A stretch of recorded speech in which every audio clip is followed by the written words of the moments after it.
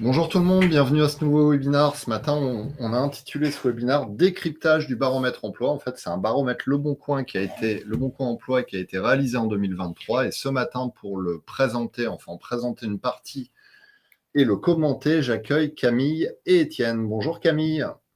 Bonjour. Bonjour Camille, à je te laisse te présenter. Bien sûr.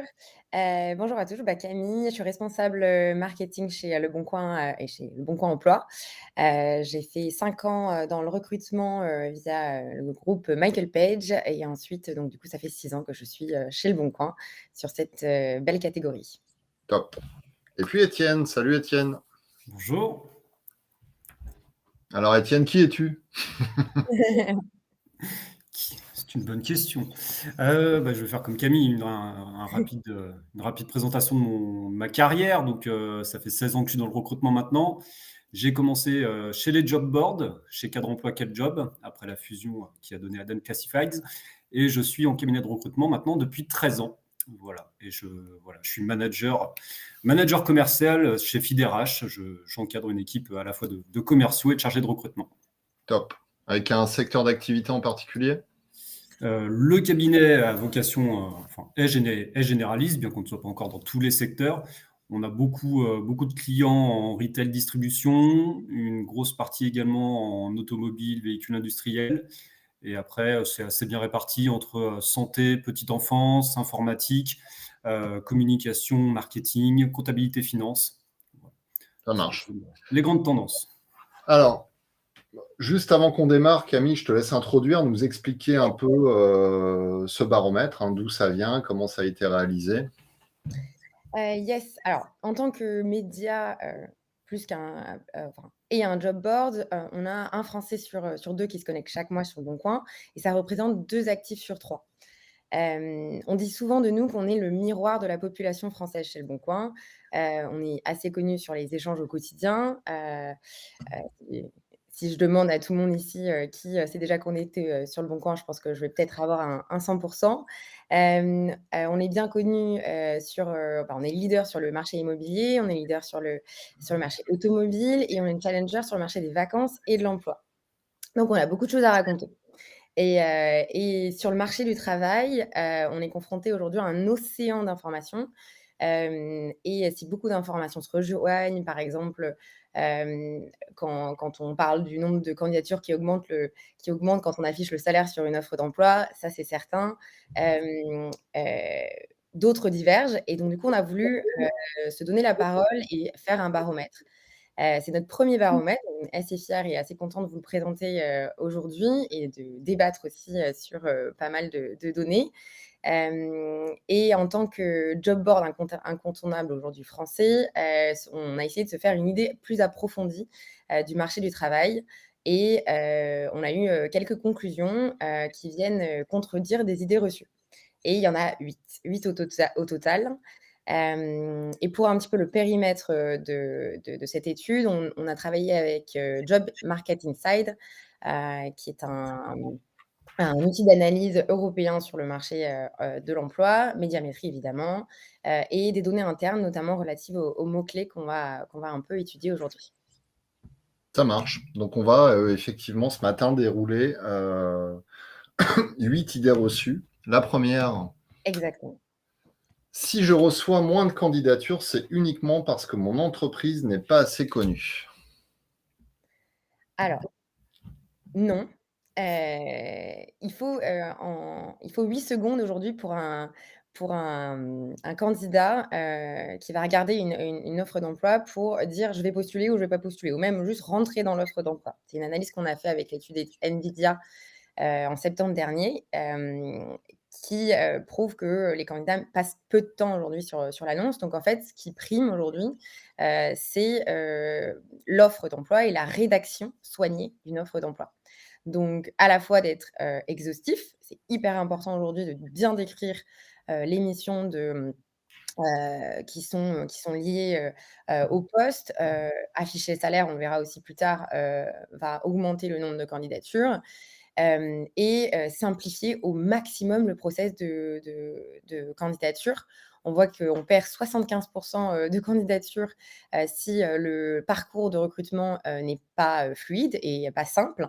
Donc le rendre le plus simple possible avec des outils, si besoin, ou simplement, donc chez Leboncoin, on a la possibilité aussi de donner son numéro de téléphone sur une TPE ou une PME, ça marche très bien. Le contact aujourd'hui, est de plus en plus essentiel pour les candidats, savoir qu'ils sont aujourd'hui, entendus. Et se rendre visible aussi sur les job boards. Là, on parle de remonter, en tête de liste, chez nous. Celle-ci, c'est l'offre qui est la plus visible et elle respecte tous ces critères. Alors, Étienne, est-ce que justement la rédaction de ces offres d'emploi a évolué ces dernières années? Pas chez tout le monde, parce que c'est évident qu'il y a encore beaucoup de gens, beaucoup de recruteurs, beaucoup d'employeurs qui restent sur leurs annonces d'il y a 5 ans, 10 ans, qui continuent à faire des copier-coller, etc. Si je voulais être négatif, je leur donnerais pas forcément tort de ne pas vouloir passer trop de temps et de déployer trop d'énergie et trop d'efforts, parce que force est de constater que beaucoup de candidats finalement ne lisent pas les annonces. Voilà. Bon, je prends toujours cet exemple, mais nous, quand on est amené à recruter des pharmaciens, donc c'est des gens qui ont un diplôme d'État et qu'on a des électriciens, des hommes et des femmes de ménage qui postulent, on se demande ce qui se passe par la tête des gens. Donc voilà, c'est vrai que ça peut être un peu frustrant de travailler beaucoup ces annonces pour des résultats qui peuvent être un peu délirants. Après, il faut se forcer, je pense, à continuer ce travail, surtout quand on est une entreprise effectivement pas très connue. Je rejoins Camille là-dessus.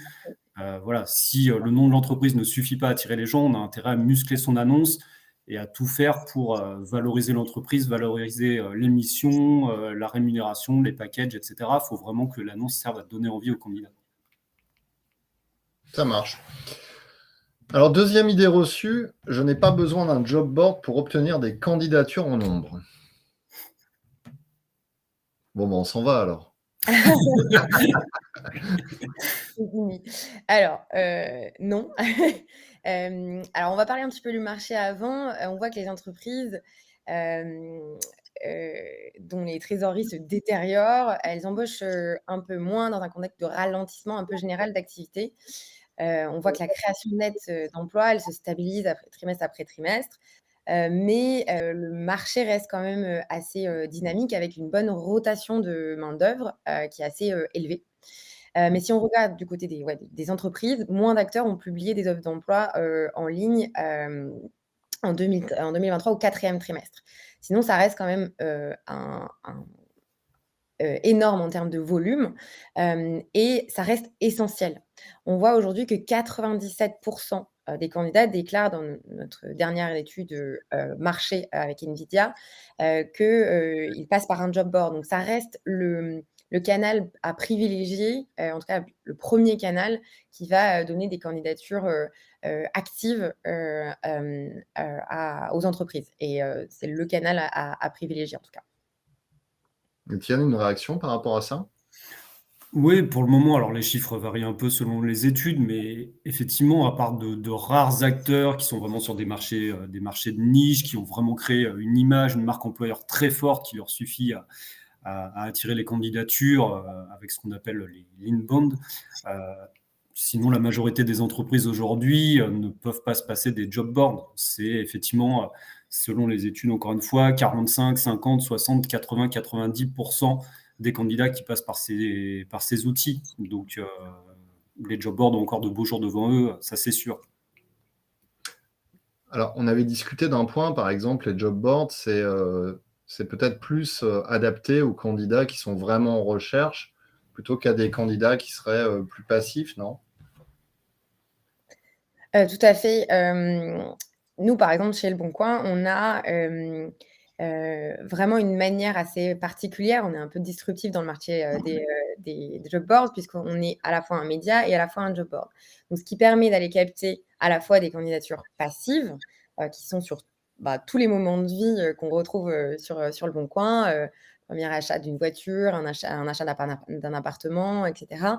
D'aller capter, ce candidat quand il est en recherche Alors, passive. Camille, juste pour préciser, Ouais. parce que Tu dis on est un média. Moi, je suis un média.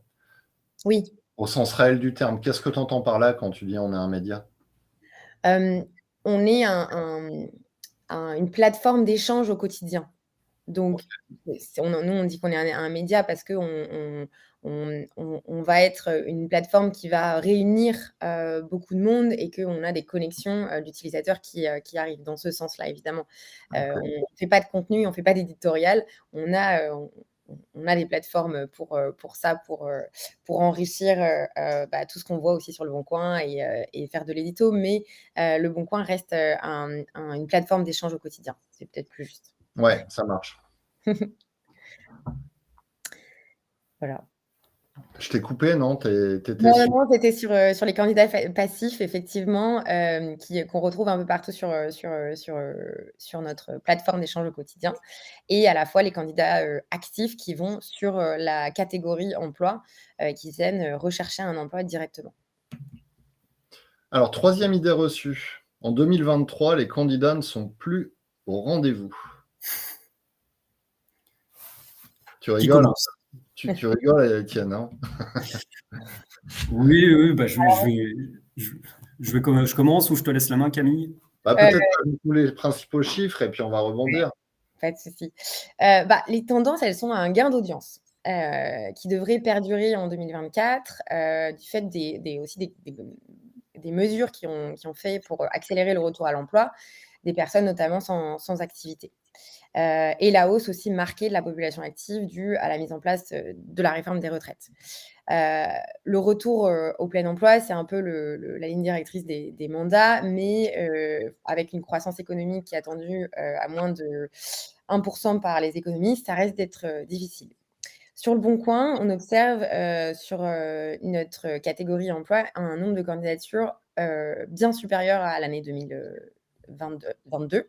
Donc plus d'offres à la fois sur Le Bon Coin au global, des candidats passifs sur Le Bon Coin au global, 29 millions de visiteurs uniques chaque mois et 1,7 million de visiteurs uniques chaque mois, mais en moyenne sur l'année. Donc ce qui est assez important et sur la notion de candidature exclusive qui est assez intéressante chez nous, qui elle est à 60%. Donc 60% des candidats sont des candidats exclusifs chez Le Bon Coin, qui est uniquement chez nous, VS 40% sur les autres grands job boards sur le marché. Donc ça, c'est assez intéressant parce qu'on a des candidats qui sont différents et qui viennent se connecter uniquement chez nous. Voilà, des profils qui sont de plus en plus nombreux aussi. On a plus de 80% de profils de VS 2022 et 44% des candidats uniques sur Le Bon Coin emploi. Donc voilà, ce sont des chiffres assez intéressants et assez importants.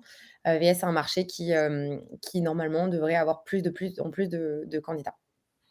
Alors, j'attendais qu'on soit un peu plus nombreux. Je sais qu'il est tôt, donc vous êtes arrivés un peu plus tard. Tout à l'heure, on parlait de la rédaction des offres d'emploi. Je voulais quand même vous demander si, vous, les participants, concernant vos offres d'emploi, vous pensez qu'aujourd'hui, elles sont parfaitement rédigées, vous les trouvez pas très engageantes, vos offres, pas mal, il y a une petite faute de frappe, mais vous pouvez faire mieux. Dites-moi, répondez-moi à ce petit sondage, qu'on voit un petit peu la tendance. Et avec honnêteté. Bon, de toute façon, c'est anonyme, donc ça facilite l'honnêteté. Ça va augmenter les réponses.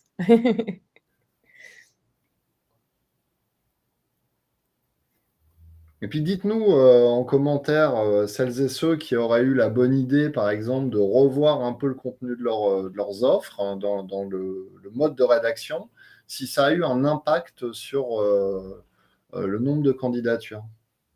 Si vous avez des petits retours d'expérience là-dessus, dites-le nous en commentaire.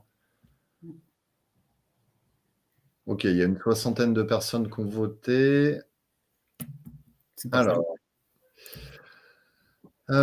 principalement, c'est pas mal, mais on peut mieux faire. Et puis, une petite minorité pense que c'est pas très engageant. Et puis, une autre minorité indique que Bah, vous êtes parfait, en fait. C'est beau. C'est beau, c'est beau. Delphine nous dit oui, on l'a fait, mais pas de changement. Marion nous dit en personnalisant les annonces et étant plus concises, les candidatures sont mieux et plus appropriées.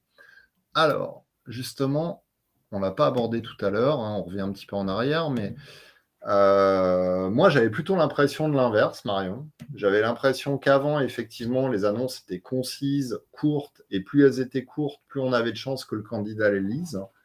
Aujourd'hui, j'ai l'impression que les candidats attendent quand même un peu plus de contenu, de description, notamment au niveau des missions et du process de recrutement. Qu'est-ce que tu en penses, Étienne ?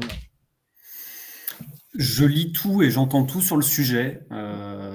Il y a des candidats effectivement qui sont demandeurs de beaucoup d'informations, quitte à ce que l'annonce fasse 3 pages. Il y en a qui se plaignent justement au contraire que les annonces avec trop de détails, trop de listes de missions, trop de critères, ça ne va pas, c'est trop long à lire, etc. Donc voilà, je pense qu'on tombe dans le subjectif, qu'à chaque fois qu'on va demander un avis à une personne, on aura un son de cloche différent. J'ai pas vraiment d'avis tranché encore sur la question, et c'est ce qui rend le sourcing et le recrutement de manière générale très compliqué. S'il y avait une méthode et une formule magique qui s'appliquait à tout le monde, on n'en serait pas là. Ouais, puis tout dépend des offres, de la cible candidat visée. J'imagine que. Oui, tout dépend. Et puis tout dépend effectivement du moment où la personne est en train de consulter l'annonce. Est-ce qu'elle est entre deux métros sur son smartphone? Est-ce qu'elle est posée devant son ordinateur au calme avec un café? Est-ce qu'elle a 5 minutes? Est-ce qu'elle a 30 secondes? Voilà. Il y a beaucoup effectivement de facteurs qui expliquent que l'annonce et l'analyse sont différentes d'une personne et d'un moment à l'autre. Alors, Ça dépend aussi du secteur d'activité et les attentes des candidats. Je pense qu'on le voit, nous, certains clients ont vraiment amélioré leur rédaction d'annonces et les titres surtout des annonces. Et depuis, certains de nos commerciaux me disent que c'est vraiment mieux. Ils ont des réponses beaucoup plus, des candidatures beaucoup plus ciblées. c'est dommage qu'on puisse pas faire de l'A/B test sur les job boards. Ouais, ça serait bien. J'en parlerai au produit. Et ça serait hyper intéressant, en fait. Alors, pour revenir sur l'idée reçue numéro 3, les candidats ne sont plus en rendez-vous. Étienne, tu as peut-être des choses à dire sur le sujet. Oui, je ne vais pas innover. Je pense que beaucoup de monde a le même avis, mais on n'a pas un problème de vivier de candidats en France. Que ce soit avant, pendant ou après la crise sanitaire, il n'y a pas la moitié de la population active française qui a disparu du paysage. On a un problème d'adéquation entre les attentes des candidats et les attentes des entreprises. C'est le seul souci qu'on ait aujourd'hui. Alors, il y a plein de facteurs qui l'expliquent. Il y a les problèmes de formation initiale, de formation continue, de reconversion. Voilà, les secteurs qui embauchent le plus en France, ce n'est pas forcément ceux sur lesquels on forme les gens. Donc, il y a un vrai sujet là-dessus. Et puis après, effectivement, il y a les attentes, alors, pas forcément des recruteurs, mais surtout des opérationnels, des hiring managers, comme on dit, qui ont, quelle que soit la situation, quel que soit le contexte, qui ont tendance à chercher le candidat 100% opérationnel tout de suite. Donc voilà, quand on était dans la période compliquée post-Covid, tout le monde était sous-staffé. Donc quand on avait un recrutement à faire, on n'avait pas le temps de former, il fallait quelqu'un d'opérationnel. Et maintenant qu'on rentre dans une période plus calme, on a le temps, on peut se laisser 2-3 mois pour rencontrer des gens comparés. Et donc, on cherche toujours à la fin le mouton à 5 pattes. Donc voilà, c'est mon avis un peu négatif du monde du recrutement depuis quelques temps, mais voilà, force est de constater que la réalité ne me donne pas toujours tort. On revient dans les anciens travers du recrutement, mais finalement, même si là, ça a été un peu exacerbé la situation suite au Covid, finalement, on suit le même cycle depuis 50 ans. Hein. C'est un peu ça, clairement. Moi, c'est comme je disais tout à l'heure en introduction, ça fait 16 ans maintenant que je suis dans le recrutement. Les problèmes que je constatais il y a 16 ans sont toujours présents aujourd'hui. Donc voilà, et donc on fait beaucoup d'études, beaucoup d'articles, beaucoup de philosophie sur ces sujets. Sur le terrain, c'est encore très très long pour faire changer les mentalités et mettre en place les bonnes actions.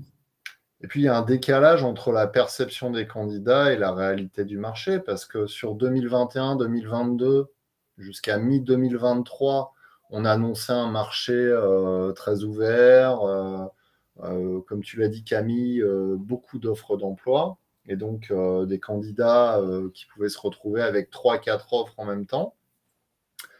Mais ça, j'allais dire, c'est terminé, ou ça va être même en voie de disparition sur 2024, puisqu'on est dans une tendance économique et du marché de l'emploi qui va totalement s'inverser. On le voit, hein, il y a déjà des boîtes qui ont annoncé pas mal de plans sociaux.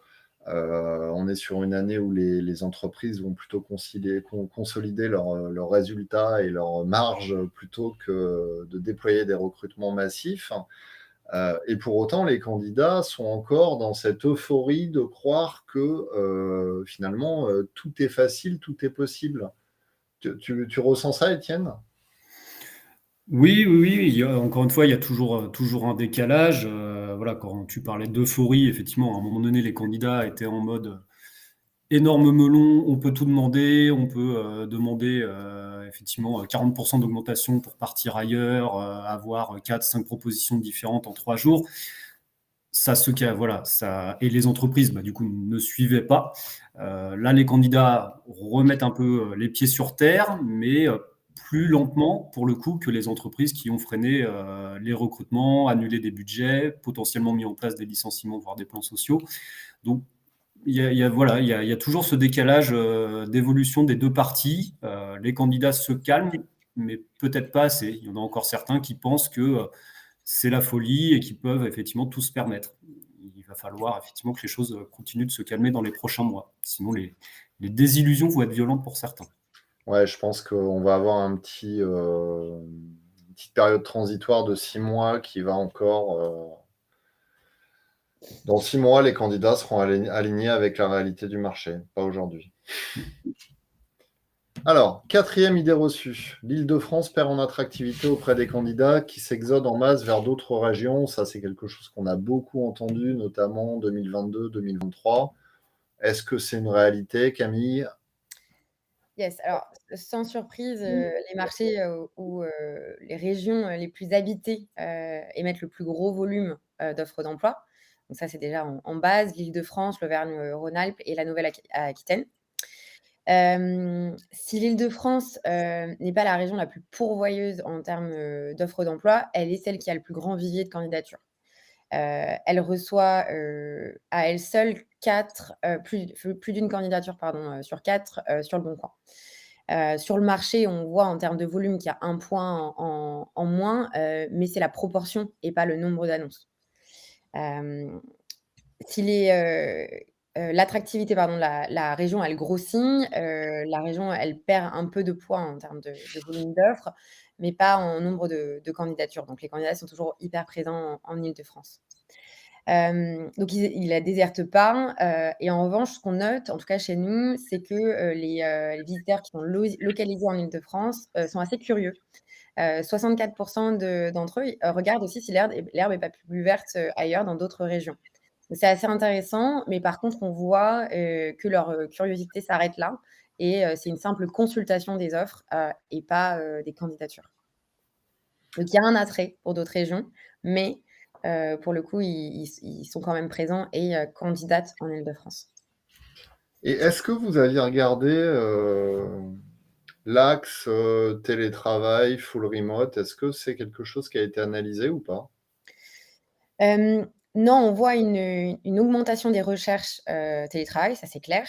Donc on l'a vu, mais on a prévu dans le prochain, baromètre de l'analyser un peu plus. Mais on voit une claire augmentation, des recherches en termes de mots-clés.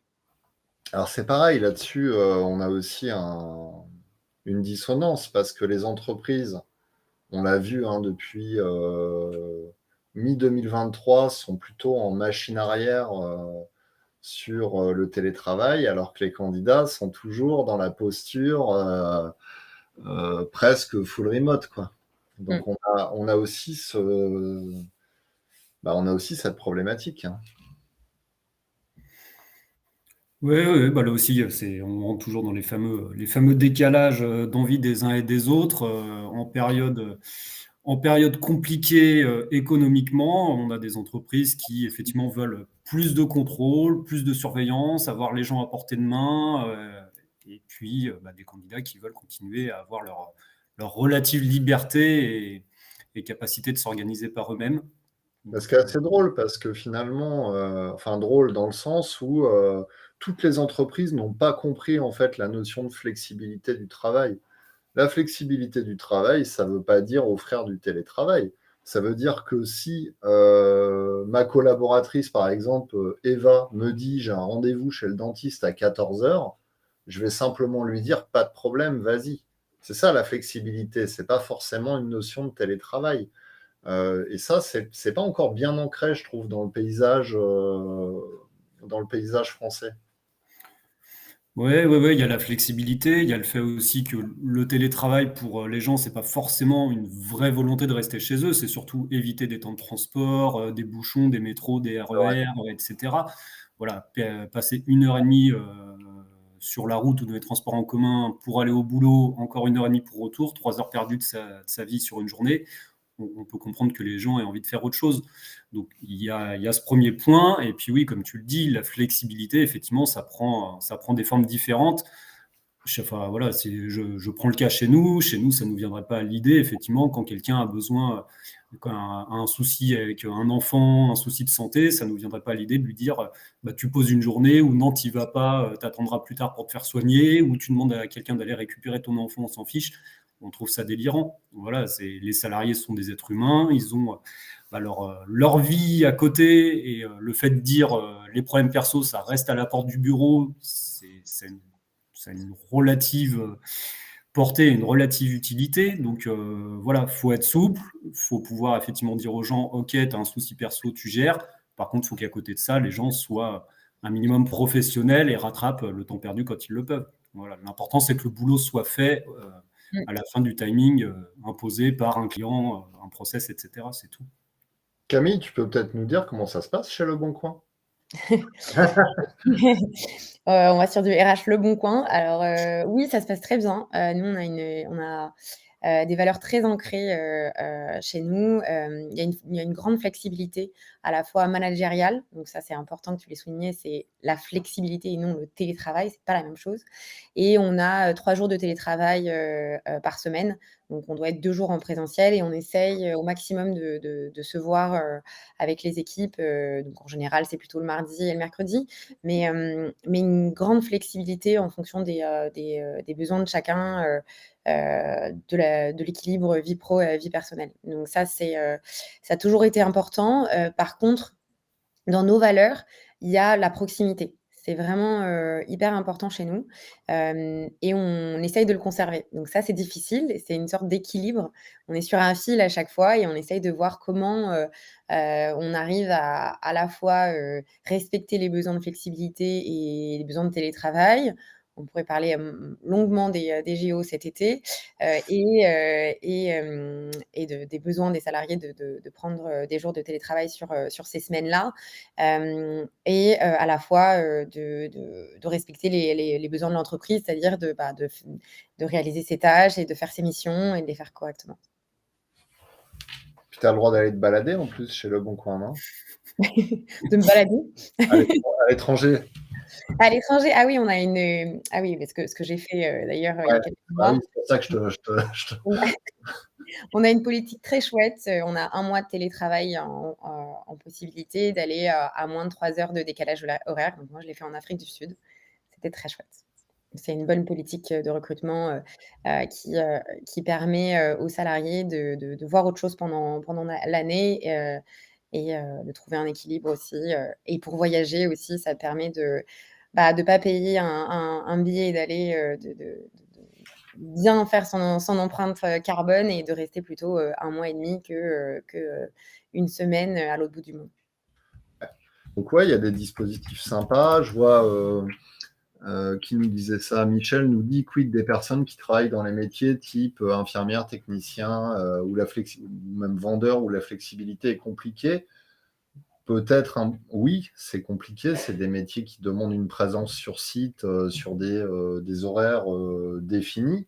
Mais pour autant, heu, il y a beaucoup d'expérimentation, de modulation des temps de travail, notamment, soit sur de la semaine de 4 jours, soit sur des modulations, annuelles, enfin il y a quand même des choses qui sont possibles, hein, parce qu'évidemment alors, on plaisantait avec Étienne, mais il y a quand même des candidats, toi, des mécaniciens ou autres qui t'ont demandé du télétravail.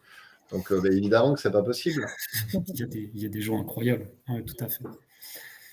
Non, après, effectivement, il y a un vrai sujet. Et nous, enfin, on a même connu, nous, des clients qui ont eu des soucis, enfin, des problèmes sociaux en interne, avec une jalousie qui s'était installée entre les métiers qui pouvaient faire du télétravail et les métiers qui ne pouvaient pas. Donc, la seconde catégorie allant se plaindre au manager, au RH, oui, eux, ils ont ça comme avantage, nous, qu'est-ce qu'on a?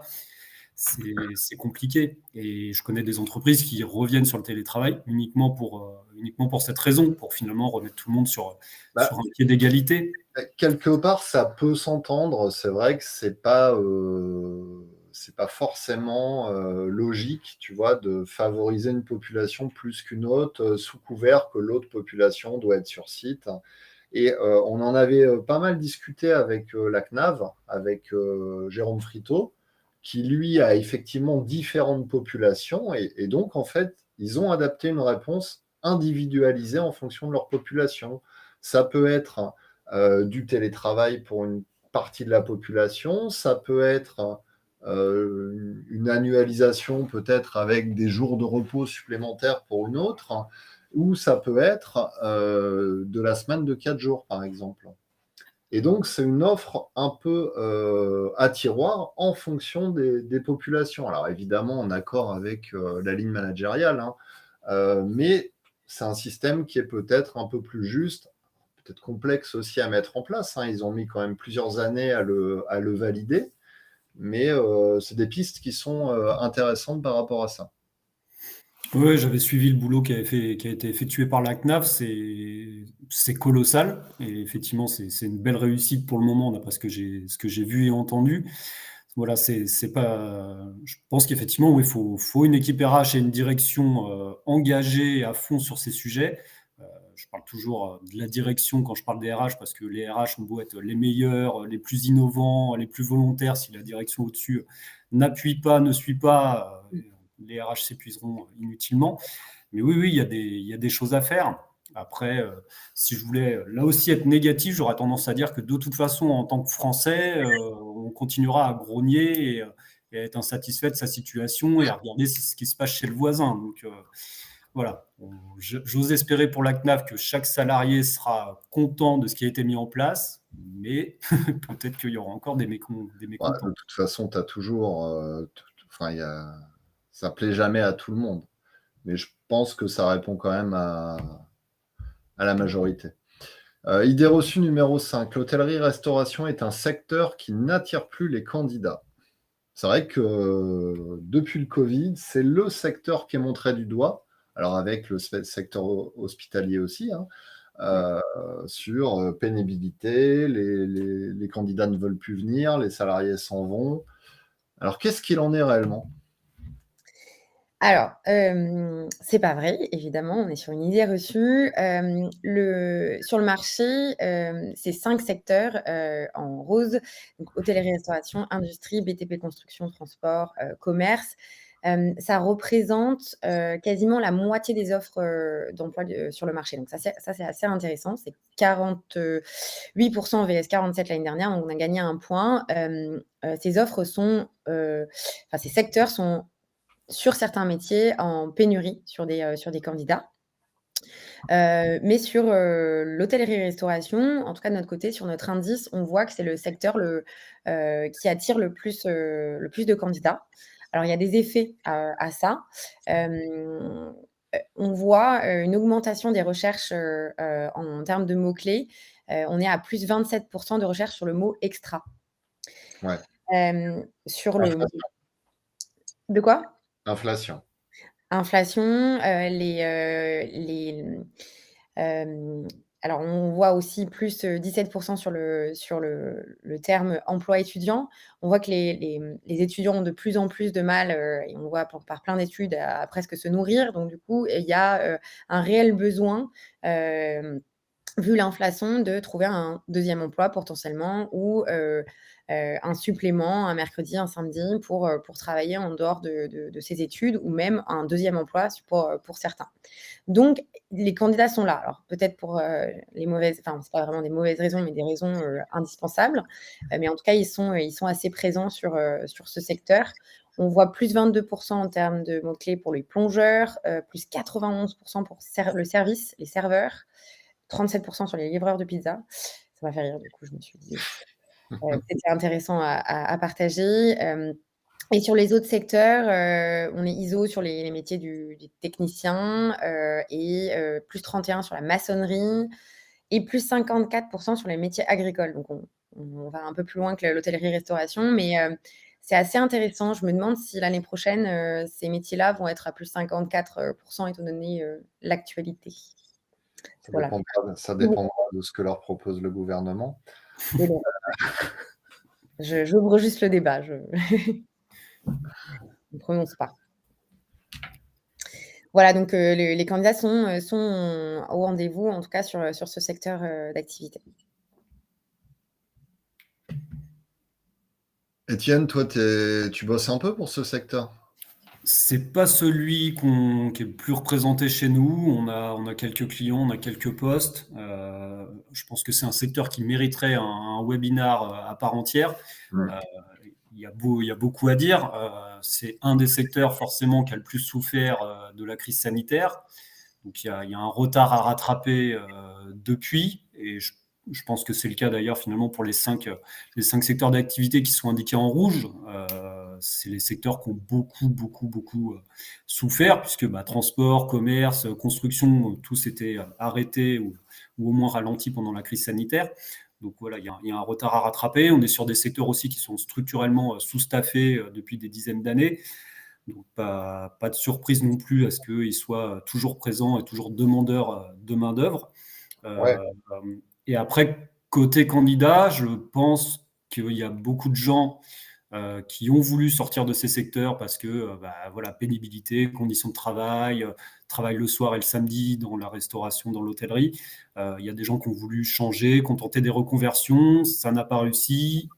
Ils reviennent finalement au secteur qu'ils connaissent le mieux et dans lequel ils sont sûrs de pouvoir retrouver du travail. C'est à mon avis aussi une explication. Et après, si on veut élargir encore le débat, peut-être aussi les nouvelles conditions, la réforme de l'assurance chômage qui fait que des gens se remettent dans certains secteurs, dans certains métiers, alors que ce n'était plus forcément leur envie première. Ouais, c'est ça. Les gens ont beaucoup raisonné par envie suite au Covid, et puis finalement, 2024 va peut-être être le dur retour à la réalité face à des illusions un peu perdues. Là, je pense que oui, la quête on va arrêter de parler de quête de sens et on va revenir aux bases de la pyramide de Maslow. Oui, on va être concentré sur se nourrir sa famille, avoir un toit, payer ses loyers et ses crédits. Ça va être effectivement les préoccupations principales pour un bon nombre de Français. Ouais, bon. On va passer à l'idée reçue numéro 6 avant de pleurer. Les candidats des métiers en tension sont impossibles à trouver sur les plateformes de recrutement. Bon, je vais essayer de ne pas vous faire pleurer encore sur cette slide, mais il y a des difficultés de recrutement. On voit que ça a pris 4 points. On est sur 61% des entreprises qui disent que c'est difficile de recruter. Mais c'est 57 l'année dernière, enfin 2022, pardon. Donc les métiers en tension, il y en a quand même pas mal. On voit que celui qui est le plus en tension, c'est, on en parlait juste avant, c'est les métiers d'infirmiers, d'infirmières. C'est le plus les offres qui sont le plus diffusées sur le marché au global, sur tous les job boards. Donc on voit que ce métier est quand même en grosse, est très pénurique et très aussi difficile. Nous, on observe un moins 20% sur les recherches. Donc, si rien ne change pour ces métiers-là, les candidats, et les offres risquent d'augmenter. Sur les autres métiers, préparateur de commandes, pour le coup, on est à plus 72%, nous, sur la préparation de commandes. Donc les métiers de la logistique marchent, assez bien. Sur les métiers caristes, qui est le 5e, c'est notre 10e mot le plus tapé sur Leboncoin. Et voilà, on a un petit peu parlé avant, mais plus 30% de recherche sur les emplois saisonniers, et plus 14% sur les emplois étudiants. C'est des statistiques qui prouvent qu'il y a un réel besoin de combattre l'inflation. Et on le voit de par nos statistiques. Après, il y a un problème de formation aussi, hein. Hier, j'étais dans une boîte, secteur du transport. On parlait des mécaniciens justement, et le DRH me disait, la problématique qu'on a aussi, c'est qu'on a des candidats, mais en fait, ils sont pas formés, quoi. Mmh. Donc, et ça, dans tous ces métiers-là, aujourd'hui, c'est le métier de carrossier, enfin tous ces métiers, la difficulté, c'est la formation initiale qui n'est pas au rendez-vous. Donc, ce que disait Étienne tout à l'heure, c'est pas un problème de ne pas avoir de candidats, c'est aussi d'avoir des candidats formés à ces métiers qui sont des métiers qui demandent une expertise et une formation initiale quand même minimum. Alors, j'avance parce que je vois qu'il est déjà 9h40. 7e idée reçue, les candidats aujourd'hui délaissent les CDI. Mmh. Alors non, ils délaissent pas exactement les CDI, ils sont toujours en quête de sécurité. Bon, le webinaire a beaucoup parlé d'inflation, mais c'est toujours le cas et la recherche de sécurité et d'avoir un CDI pour se sécuriser reste, assez importante. On a vu sur notre étude Nvidia, 64% des candidats, sur le marché privilégient dans leur recherche le CDI. Donc c'est factuel. Après on voit, de plus en plus de contrats émerger, les contrats indépendants, le freelance aussi émerge un petit peu, mais la grosse quantité de recherche reste sur le CDI. Étienne, tu as un avis là-dessus? Oui, bah, c'est pas surprenant. Comme je le dis souvent, il y a que sur LinkedIn qu'on a l'impression que la France est devenue un monde d'indépendants et d'entrepreneurs à succès. La réalité est évidemment différente. Des gens qui ont tenté de se mettre à leur compte, d'être indépendants, d'être freelance, depuis encore une fois la crise sanitaire, il y en a eu un paquet. Ça n'a pas toujours été un succès pour certains. Donc forcément, on revient au CDI pour effectivement cette fameuse question de sécurité. Voilà, il y a beaucoup de gens aussi qui gardent leur statut indépendant, mais ça ne suffit pas pour vivre, pour avoir un salaire correct, donc ils reprennent également un CDI ou un CDD à côté. Donc voilà, la France n'est pas encore un pays effectivement 100% d'indépendants, on en est loin. Le CDI a encore de beaux jours devant lui, ne serait-ce que pour obtenir par exemple un crédit immobilier, ça reste un passage quasi obligatoire. Voilà, quand vous êtes à votre compte depuis seulement 1 an, 2 ans, voire 3 ans, le crédit n'est rarement accordé. Donc voilà, le CDI sera encore présent un bon moment. Ouais, et puis les mesures récentes sur les renforcements, en fait, enfin les renforcements. Le gouvernement a musclé les conditions pour accéder aussi au chômage, hein. Le CDD ne donnera plus systématiquement accès au chômage. Enfin, d'année en année, c'est durci, donc ça pousse quand même pour favoriser le CDI, hein. Après, sur la notion d'indépendant, oui, je te rejoins. Et c'est dans le mood post-Covid de gens qui ne voulaient plus être salariés, qui se sont lancés, et on en voit beaucoup qui ont lancé une activité et qui sont revenus salariés là en 2023 ou début 2024. 8e idée reçue. qui est, je dirais, la plus discutée généralement, le sujet qu'on voit le plus passer, c'est indiquer le salaire sur une offre d'emploi risque d'impacter négativement le nombre de candidatures reçues. Alors, petite question à vous, est-ce que vous pensez, ça c'était la question de tout à l'heure, je vais me réveiller, est-ce que vous mettez, est-ce que vous affichez le salaire sur les offres d'emploi? Oui, toujours, parfois ou jamais.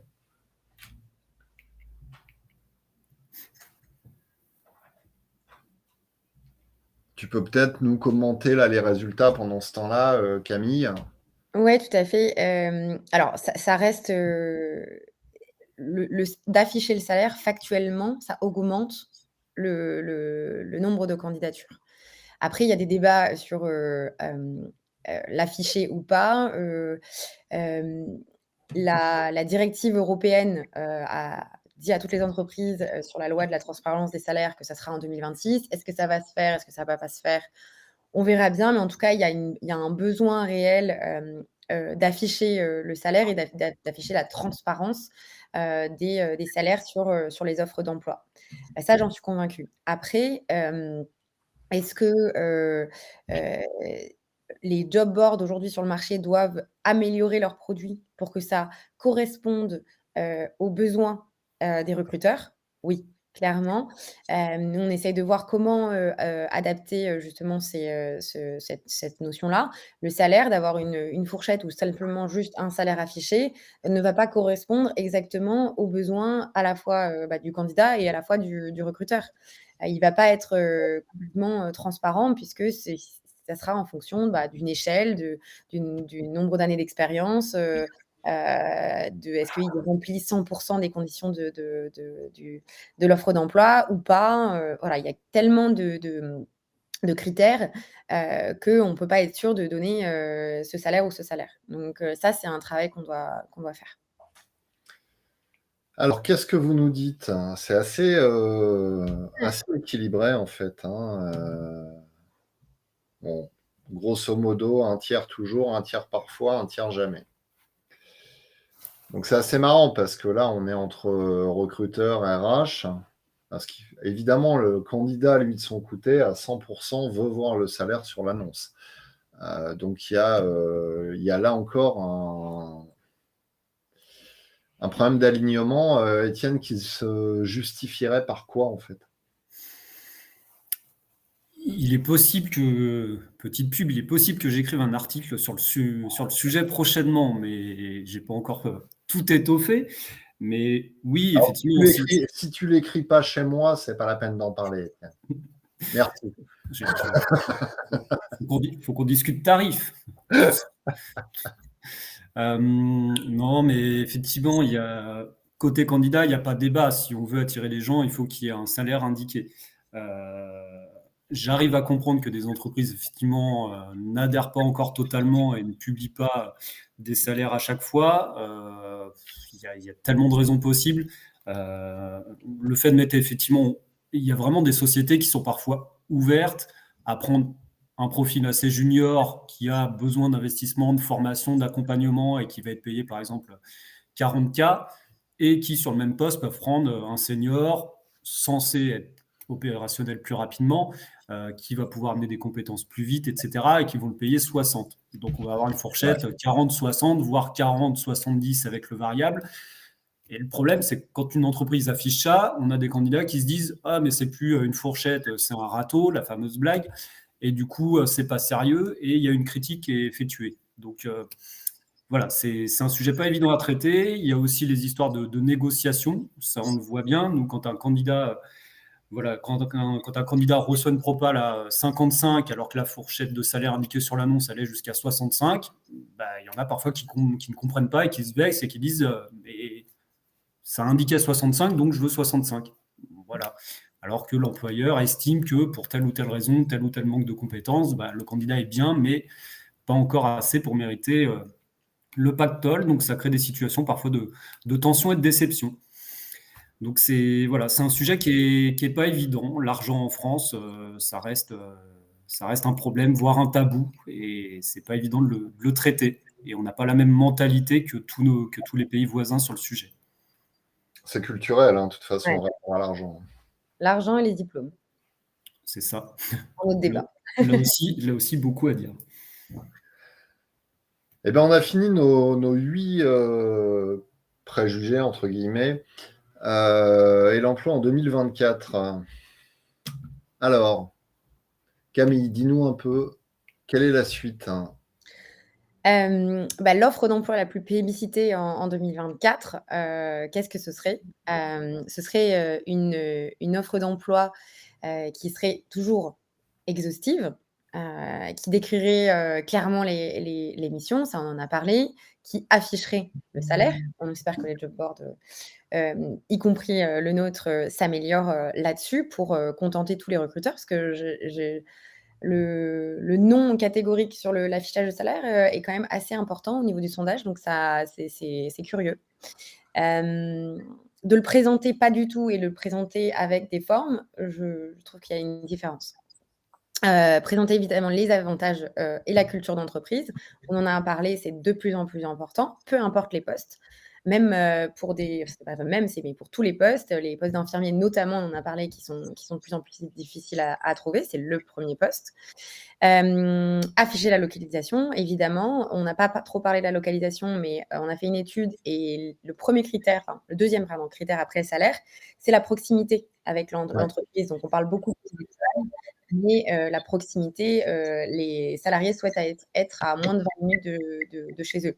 C'est souvent pas possible, notamment en Île-de-France, mais, c'est quand même quelque chose d'important et qui va ressortir, je pense, encore plus en 2024. Mentionner, l'ouverture à tout type de profil, candidat si c'est possible en fonction de l'offre et des critères. Présenter clairement, ça c'est sur le processus de recrutement, on en a un petit peu parlé. Et aussi, présenter des moyens de candidature simplifiés ou par téléphone, je dirais plutôt orienté, TPE, PME. D'avoir un contact direct et des réponses et un processus de recrutement clair, et des outils adaptés pour des grands groupes qui ont des masses de candidatures, à traiter, et toujours essentiel répondre aux candidats. Et ça paraît tellement simple à dire, mais c'est encore vraiment pas du tout assez fait, sur le marché, et être visible auprès des candidats et au bon moment. On voit qu'il y a de la temporalité sur certaines recherches de mots-clés. Donc ça, c'est des conseils qu'on peut vous donner. Et c'est assez important de s'adapter aussi, aux candidats et à la fois à leurs attentes, mais aussi à leur momentum de recherche. Voilà, donc, une belle offre en 2024, peut-être un comptable, qui augmente sur le Boncoin.